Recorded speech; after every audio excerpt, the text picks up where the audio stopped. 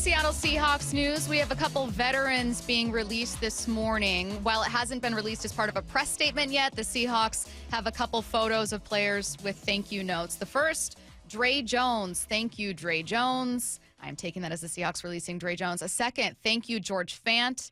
Thank you, Rayshawn Jenkins.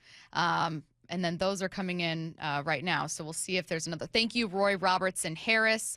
So as of right now, it would appear that the Seahawks have released George Fant, Robertson-Harris, Rayshawn Jenkins, and Dre Jones.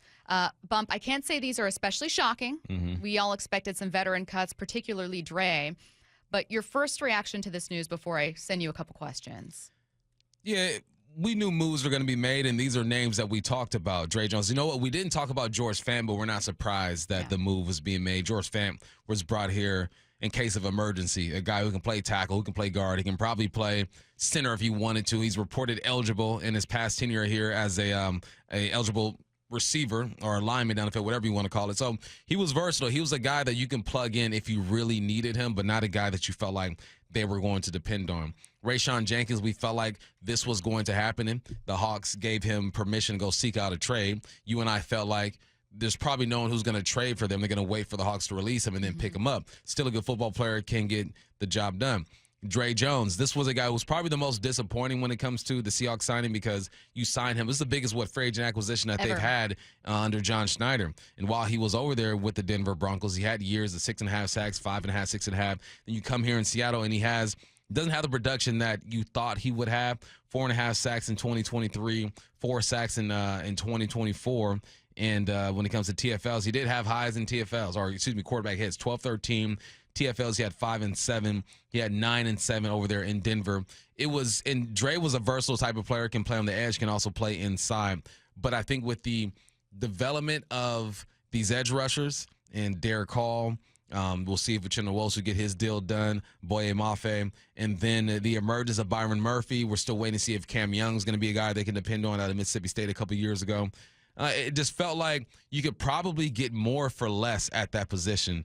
So big ups to all those guys. I think they're all going to get picked up somewhere. Probably George Fant would be the toughest one to get a job just because he's getting a little long in the tooth and he's bounced around a little bit.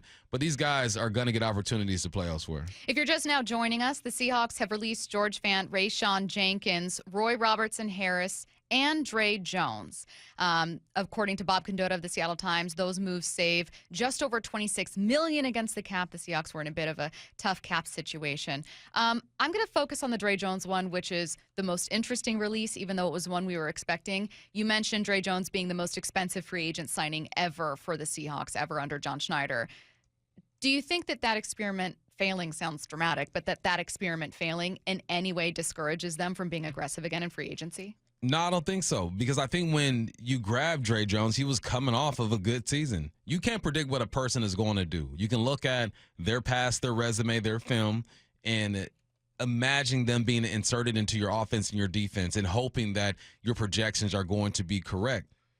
Nothing is guaranteed. And I think with Dre Jones, maybe if he were in a different system, he might flourish a little bit. But it failed, but it wasn't like you got nothing out of Dre Jones. I mean, he still played a whole bunch of snaps, played every game in 2 years here with the Seahawks. He still had, 49 combined tackles 1 year, 28 1 year. He still had 5 TFLs and 7. He produced 8.5 sacks in 2 years. I mean, it wasn't a bad situation. You're just looking at the cap hit and the number that he's getting paid, and you expect him to be around 6.5, 7 sacks and be a guy that took this defense or helped take this defense to the next level. You and I were talking off air. We can only really remember one game where we said to ourselves, that's the Dre Jones that these guys thought they were getting. And again, no knock to Dre Jones. Sometimes it's just not the right situation. I don't know what his body was going through. There's a bunch of data and information that the Seahawks have that we just don't have.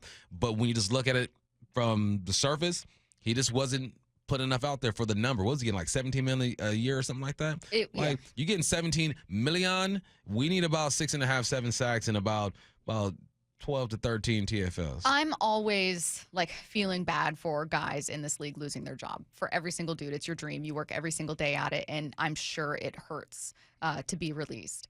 That being said, the way I feel about the released players on this list is, man, I'm kind of glad that Seattle wasn't in a position, because they were tied against the cap. They were like $7 million over, where you're releasing players that you can't see a future without. For instance, the Saints are in a place where it's like you might have to take a step back at a few position groups to be cap compliant.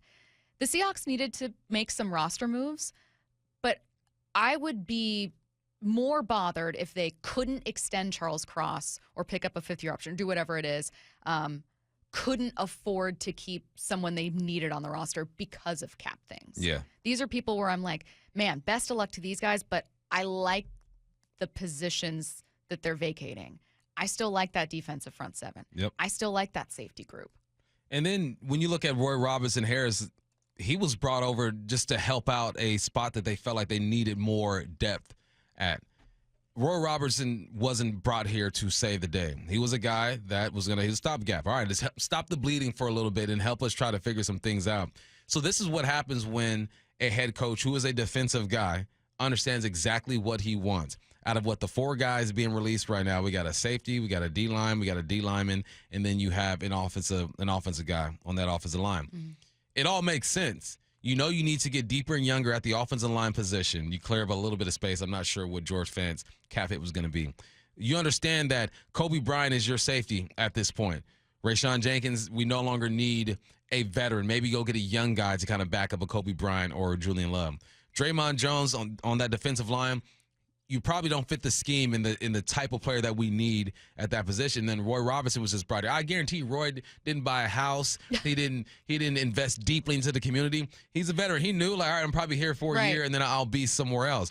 These moves just signify exactly what needs to happen with the Hawks. Get better on the offensive line and get cheaper on that defensive line. Hopefully draft somebody or bring somebody in. Well, I was going to say, does it make the idea of drafting a safety or drafting a defensive lineman a little more appealing to you than it was prior to these cuts? Because, yeah, Leonard Williams you're looking at as your chief starter, Byron Murphy, but, like, there's always a world where those guys get hurt. You do want depth. And releasing these veterans while they were no longer really contributing starters still changes depth. Are you looking at safety and defensive linemen in a different way? Yeah, I mean, they're going to address those positions. I think in most drafts, if you have 7 picks, you're probably going to touch most positions other than a quarterback or a spot where you have 2 receivers that are great at that spot. I'm looking at the depth chart right now. So without Roy Robertson-Harris and without and Dre Jones was a tweener, right? He was an edge rusher guy, but he was an inside as well. All you have left now to back up Jay Reed, Hankins, I think, is a guy who needs to have his situation figured out, too. We'll see what they do at that spot. And Leonard, you got Mike Morris, a guy who understands what Mike McDonald wants, played for him at Michigan. And you have Byron Murphy. You have Brandon Peely, who's a backup as well. And you have Quentin Bohannon. Those 2 guys are going to be battling during training camp to figure out if they're going to make this team or not. But, yeah, this tells you that they're going to address the position again. And I like that because I think if there's any position where you can find diamonds in the rough late at a lot of positions, right? But just sheer athleticism, just a guy that people are sleeping on. I look at the D-line, and I get excited because I trust Mike McDonald's evaluation. How do you not trust what he's done with his defense so far? Mm-hmm. Like, it started off rough. You made some moves. You play some young guys. You tweak it here or there, and your defense looks like a top 15 defense at the end of the year. If he feels like these guys aren't necessary, I trust him 100%, and I know that he's going to address it in the draft or free agency.